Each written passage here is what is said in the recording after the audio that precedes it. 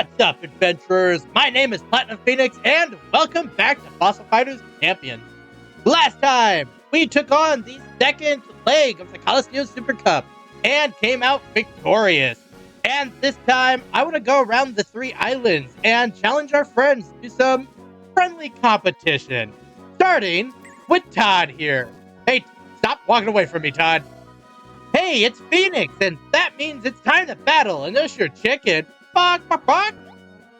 Alright, Todd, you're on. Braver than I thought. Well, get ready to lose anyway. Alright, getting into this fight with Todd. As always, Todd is a full air-type fighter, meaning that he's brought his Borboros, which is his super evolved Stego, but he's also brought a few of the more supportive air types in Edifo and Perium. But honestly, he's pretty weak compared to some of the other fights we've done. The only Venusaur he has that has any type of super fossil rock on it is Barbaros, and that's only because it's a super evolver. And Edifo and Perium literally have nothing on them, which is kind of weird. But we're just gonna punch him and hope for the best. Honestly, I don't see this being a difficult fight because as soon as I take out Barbaros, the other two are gonna fold so easily. And why is he not attacking? Actually, that's semi-worrying. But we're just gonna punch this Barbaros again. And it's gonna fall right here.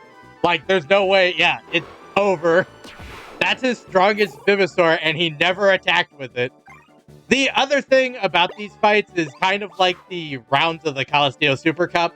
They are max fighter level, meaning that they have FP recharge of 230 and max FP of 900. So they do have that going for them, that they will almost always have more FP than you. Also, please do not poison me. That would be very sad. You son of a bitch. And the link is going to activate. I really don't want the Perium to get solo power because I know it has solo power. But honestly, I don't think it's going to matter too much. Harpy is probably going to die to the Perium. But I think I'm just going to Lordly Strike this Edifo.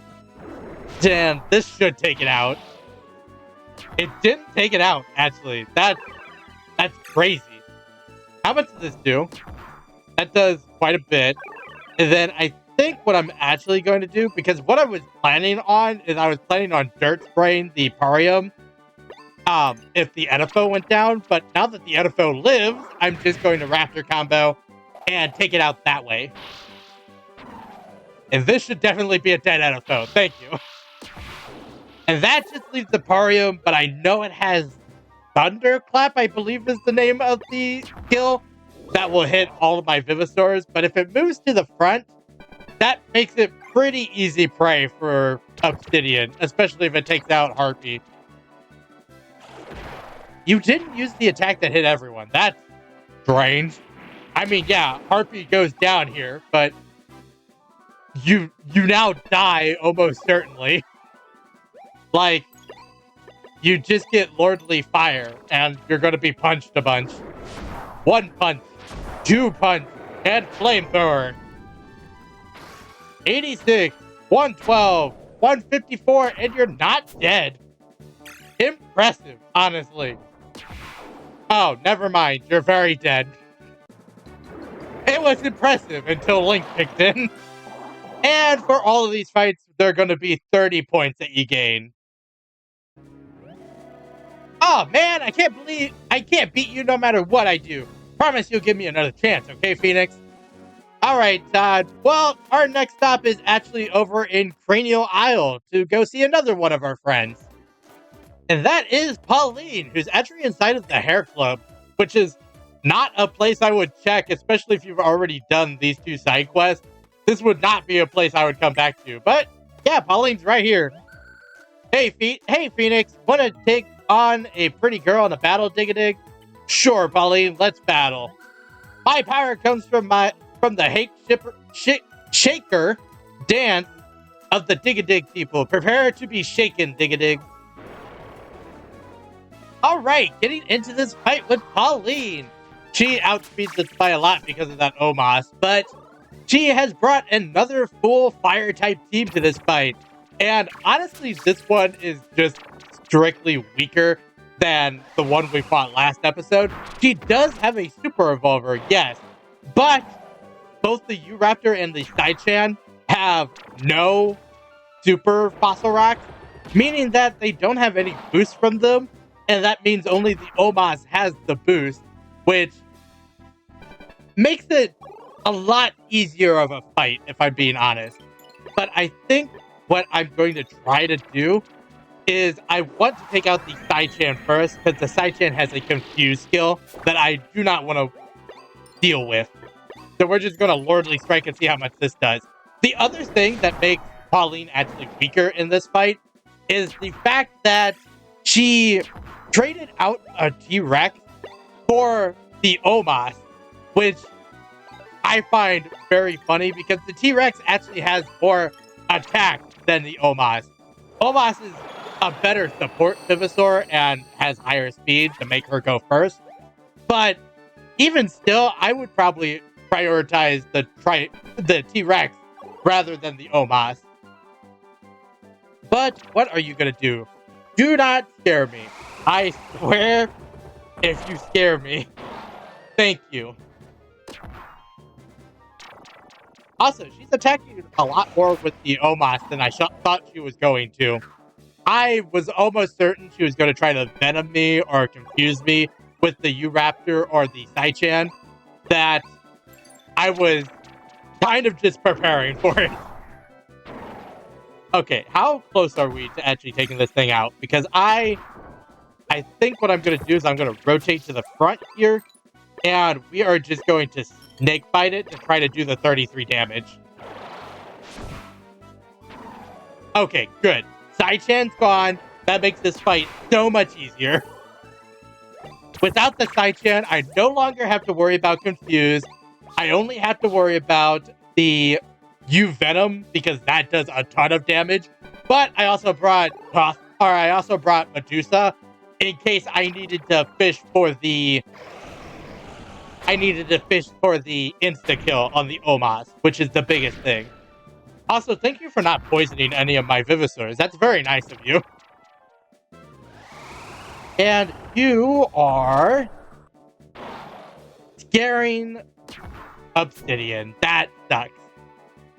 What skills do we have access to?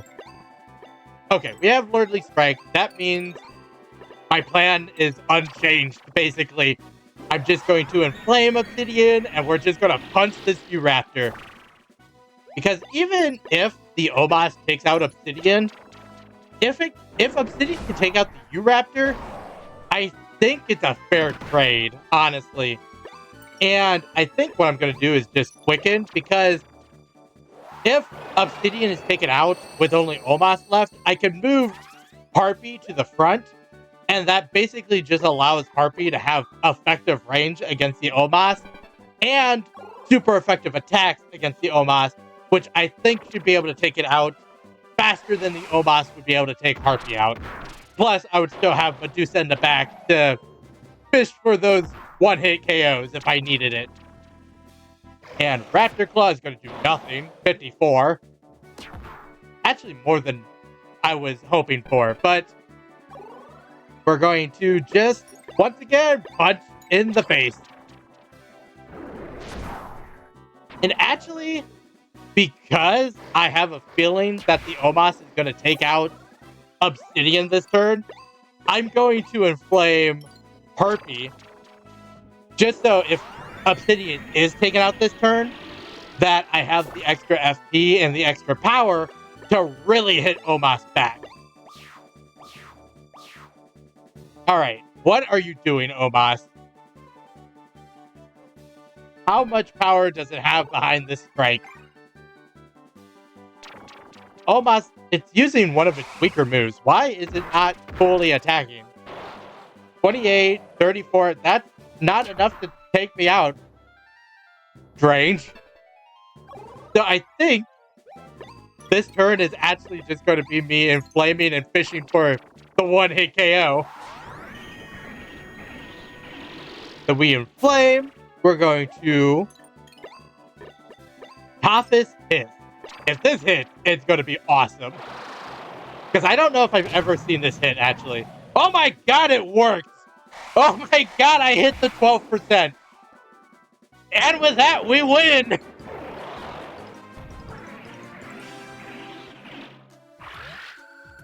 Ah! I can't believe you keep beating me. Digga, digga, digga, digga, dig, dig. Alright, Pauline. Well, our next stop is actually Ilium Island. And on Ilium Island, you probably saw him before as we walked by. I actually talked to him before. But our next fight is with Rupert. Hello, Phoenix. I've been practicing with my father lately, and I think it's paying off. Care to test yourself with a battle? Sure, Rupert, let's fight. I've lost to you enough. Prepare for a beating. And in our fight with Rupert, we finally outspeed one of our friends. And Rupert has brought his signature water team, which actually allows us the chance to use Zephyr once again, because I haven't been using Zephyr since Obsidian's just so powerful, especially against Vivosaurs that don't resist it. It's such a good Vivosaur. But now we get to use Zephyr to take on the Mappo King here. And honestly, Rupert's team is not that good compared to some of his other teams.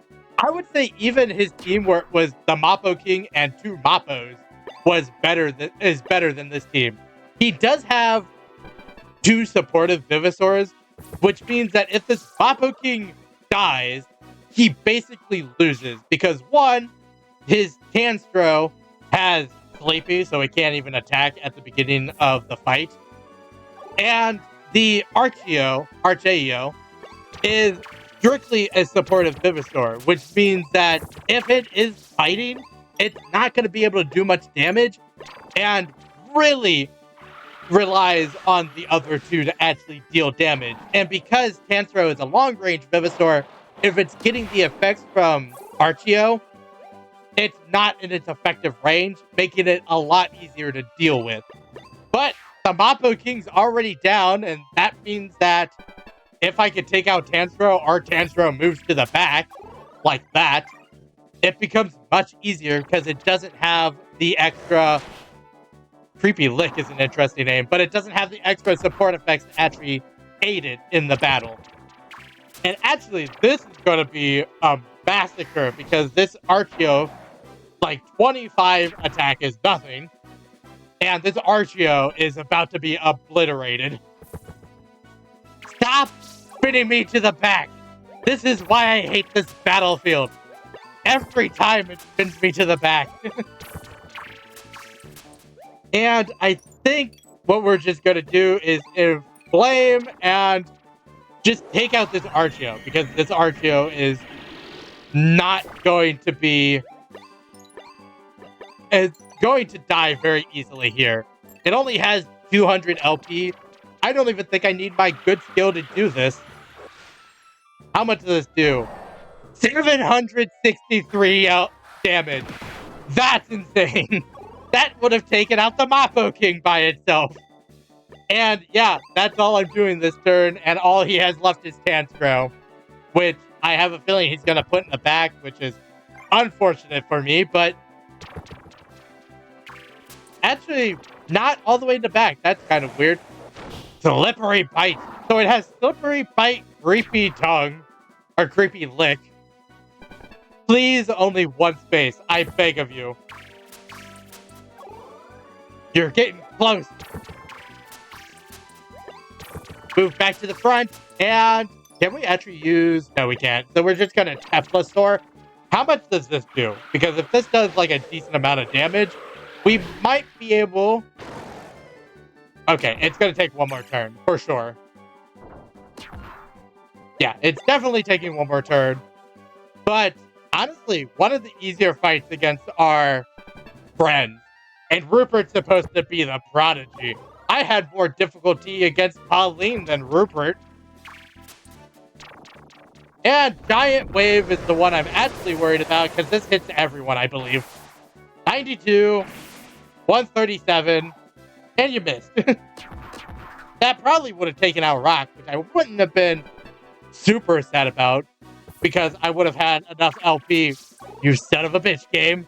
I would have had enough LP to fully attack and inflame. But I think I'm just going to Teflosaur and hopefully this takes it out. How much does this do? Does it do like 200? 179, which is not enough. And Link, we're so close. I probably should have inflamed and used the regular skill and then probably had enough for Dirt Spray, which probably would have been the move to do. But unfortunately, I thought the Teflosaur would have been enough. And of course, you take out Rock now. You know what? You want to be nuked out of orbit. That's my new headcanon for you. You want to be hit with so much damage that your atoms split at the core. So we're just going to inflame, which I definitely don't need to do. And then we're going to Tefla dive just to see how much damage this actually does. 413 damage. That's a lot. And would have been a lot more helpful if it happened last turn. But with that takes out Rupert. You keep proving your talent, but someday I will be you.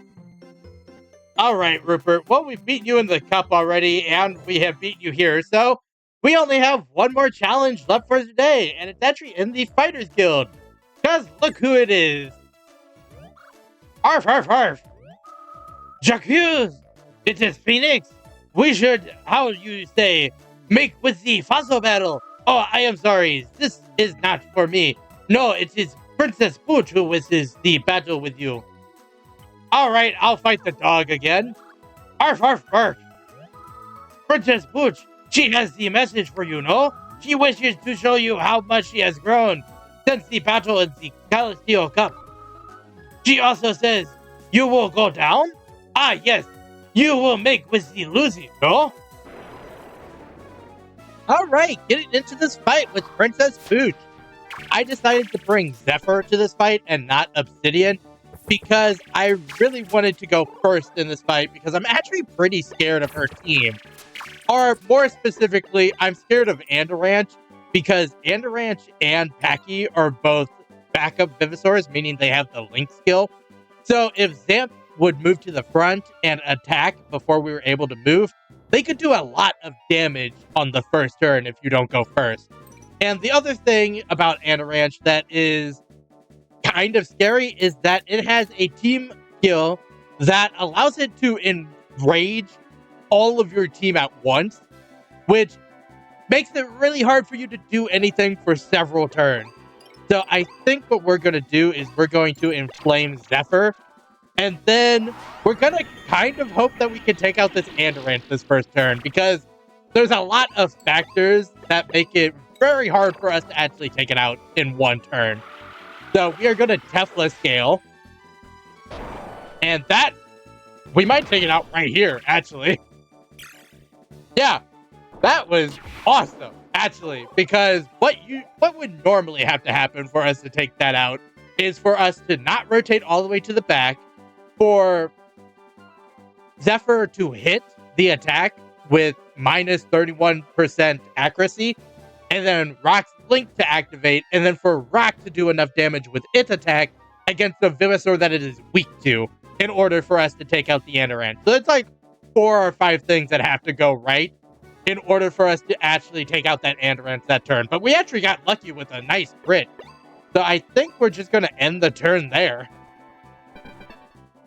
And next up, I kind of hope that this Packy moves to the front. Because if we could take out the Packy this turn, it makes this fight much easier. So Packy combo 20, 30, 42. You broke the numbering scheme. Should have been 20, 30, 40. And then Xanth is... Who are you actually hitting? And, okay, Rock is now asleep, I guess. And you can see there that Packy does have the Blink skill. But this actually works out fairly well for us because this Xanth is kind of difficult to take out if it's not in the front, especially with my team makeup. So I'm going to Tefla scale the Xanth, actually, because I want to do as much damage to this as I physically can this turn. So that's 272. That's like half of its life. And then I think I'm actually going to inflame Rock. And then we're going to Raptor combo the Xanth as well to try to do just a little bit more damage to it to make this fight a little bit easier. Because if they take out Rock next turn, it's actually not too bad because it will give us a lot of FP and make it so that we can actually probably take out the Xanth next turn and maybe even the Packy if they land in the right spots at least. But if the Packy's in the front, we are really in an easy spot. And even if the Packy's in the back, I think we'll have a pretty easy time fighting them. Okay, Rock is definitely dead. Unfortunate crit, but I don't think it really mattered. And what is the Xanth gonna do? If the Xanth just sits in the front here, I think we got it. We got 129 with Blink, which is 154, I think. And then, yeah, between these two, I think if we just rotate to the back, and the question is, I think I'm going to Heracles Blade the Xanth to try to take it out, and then if we can rotate the Packy to the front.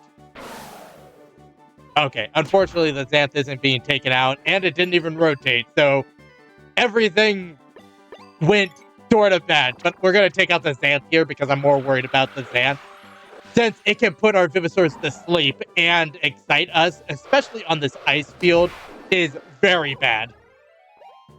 But last up is this Packy, which really can't do much to us anymore. It only has damage-dealing skills, except for the team skill that it can no longer use. And because it's the last Vivisaur standing, Link can't do anything either. So it's not gonna be able to do much to us at all now.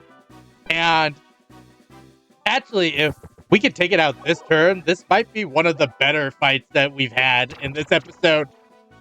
Because we had the rough fight against Pauline, and then a middling fight against Todd, and then a pretty easy fight against Rupert, actually. But I would say out of all of them, this is the hardest fight if you're not prepared for it. Because the other fights are just type specialties, air, fire, and water specifically. But this fight is a backup team and is very difficult to deal with if you're not prepared. But with that being said, I think we're about to take out... Yeah, that's more than enough that we needed. And with Packy gone, that is Princess Pooch defeated once again. And for beating Princess Pooch, we get 20 points.